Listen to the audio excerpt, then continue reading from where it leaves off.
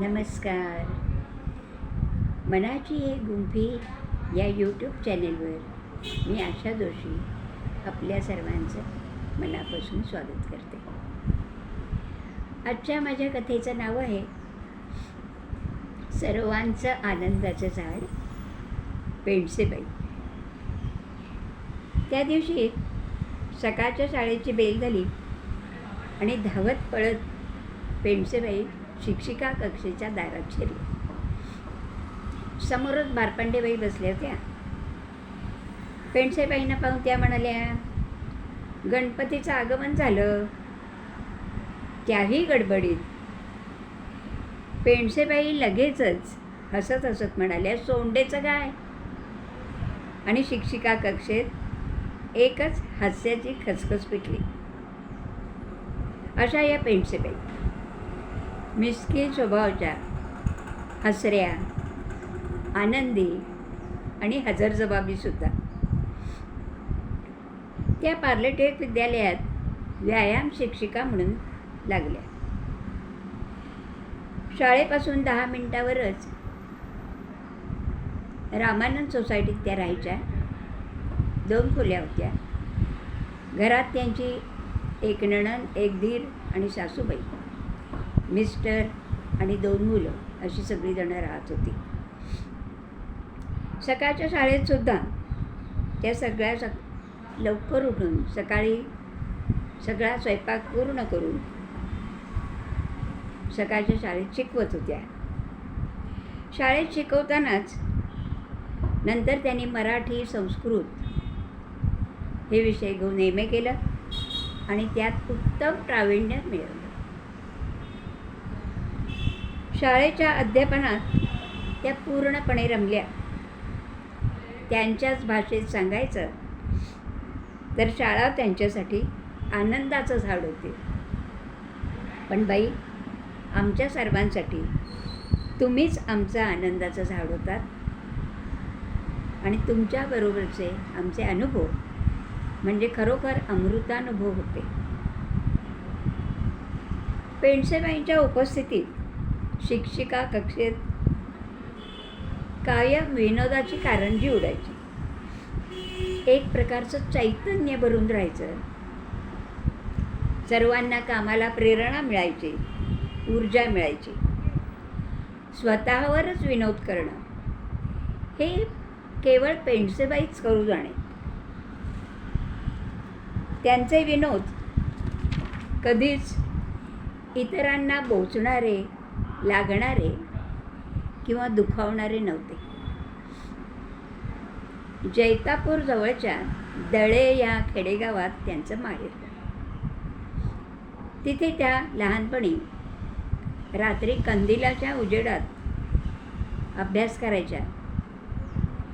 रात्री डुलकी यायची, पेंगायला लागायच्या. मग कंदिलावर डोकं टेकलं जायचं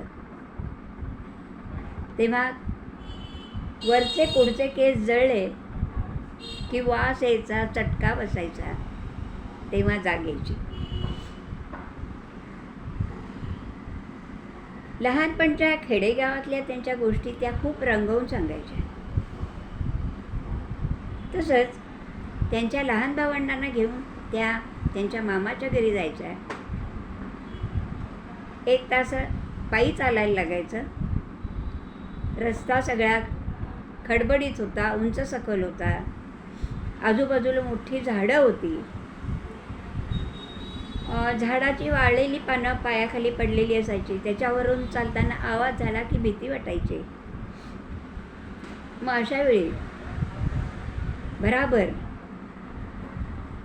तोंडाने रामरक्षा म्हणत रामरक्षेच्याच सोबतीने त्या त्यांच्या मामाच्या घरी जायच्या.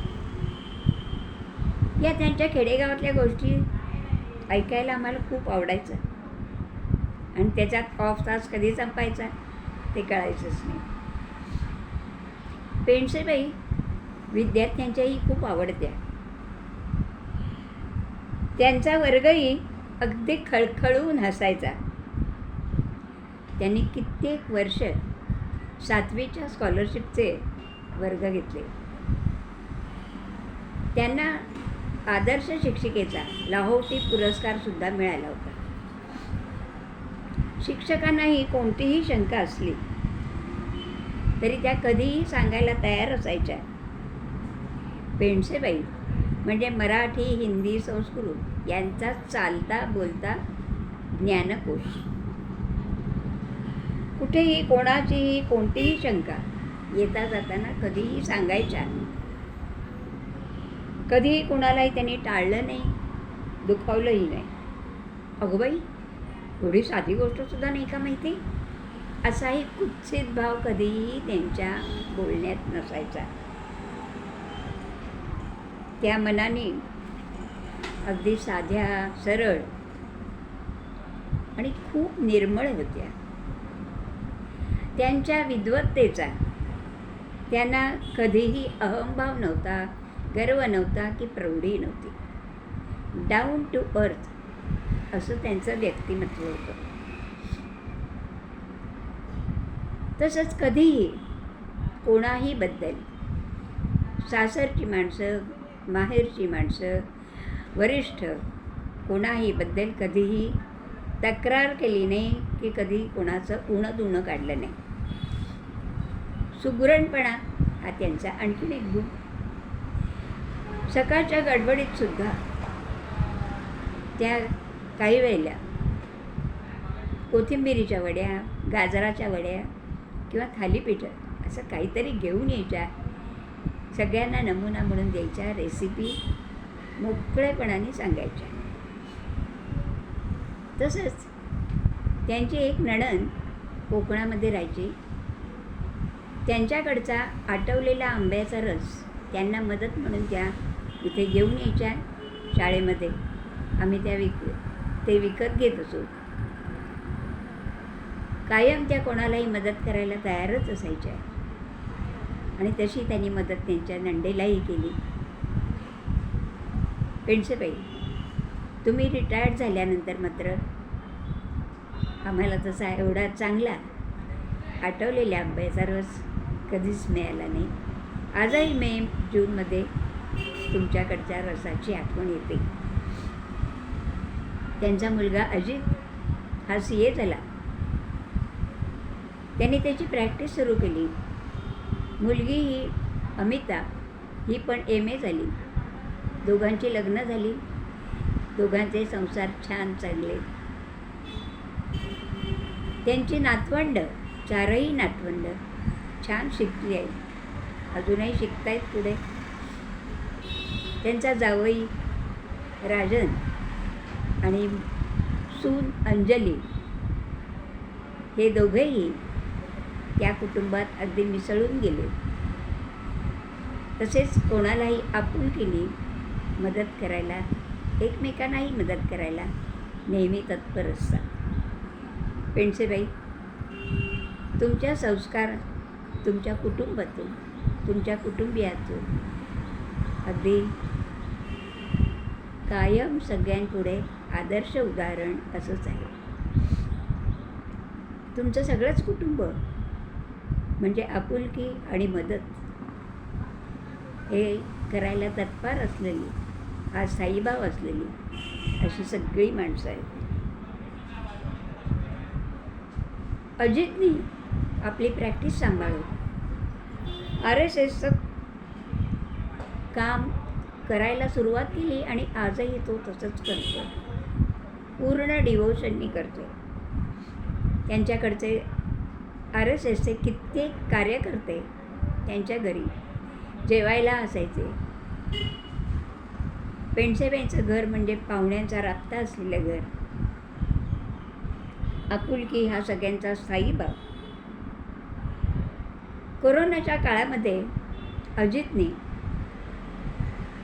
झोपडपट्ट्यातून जाऊन तिथल्या पेशंट्सची खूप मदत केली.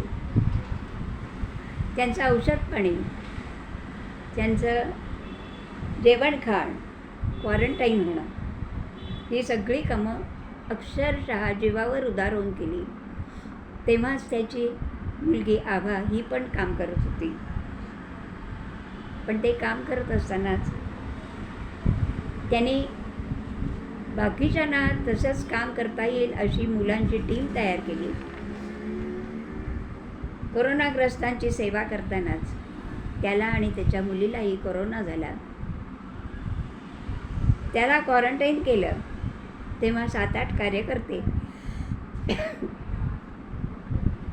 त्यांच्याकडे आले होते.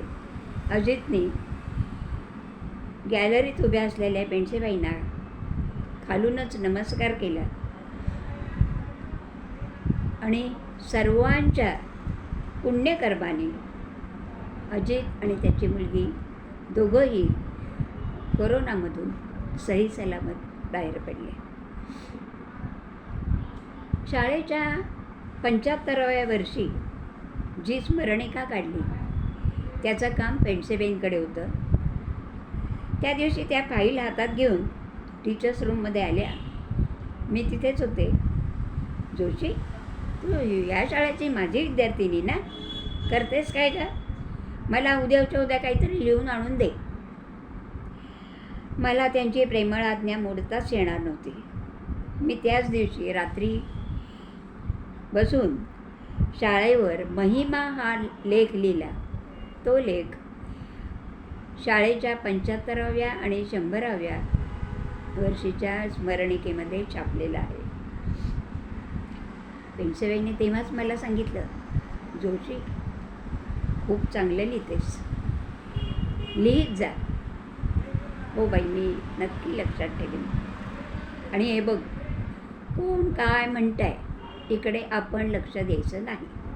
आपण आपल्या आनंदासाठी लिहायचं, कळतंय ना? लिहित जा. असं प्रोत्साहन त्यांनी मला दिलं, अनेकांना दिलं. बाई, त्याबद्दल खरोखर धन्यवाद. Thank you very much. आणि हो बाई, एवढ्या वर्षात सांगायचं राहून गेलं. बाई, तुम्ही आम्हाला सर्वांनाच खूप आवडत होता.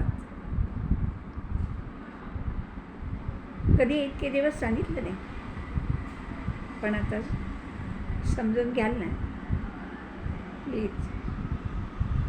थँक्यू.